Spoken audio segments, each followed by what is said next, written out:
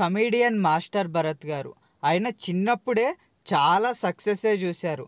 Star comedians ఉన్న value ఆయనకు చిన్నప్పుడే ఆ ఇమేజ్ కూడా వచ్చింది స్టార్ కమీడియన్గా.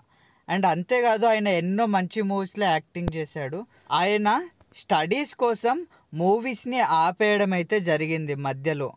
ఆ తర్వాతకి ఆయన హీరో అవుదామని దానిపై ఫోకస్ కూడా చేశాడు.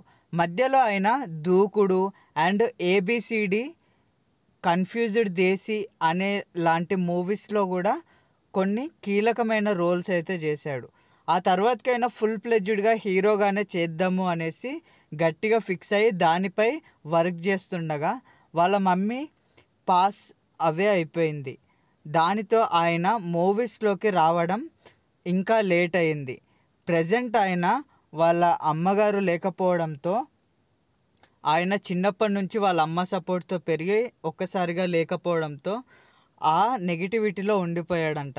అండ్ తొందరలోనే అదంతా కోలుకొని ఆయన మళ్ళీ మూవీస్లోకి వచ్చి హీరోగా మంచి పేరు చిన్నప్పటిలాగా తెచ్చుకోవాలి అనేసి కోరుకుంటున్నా. అండ్ మీకు మాస్టర్ భరత్ గారి చిన్నప్పటి మూవీస్లో ఏది ఇష్టమైన మూవీయో కమెంట్ చేయండి.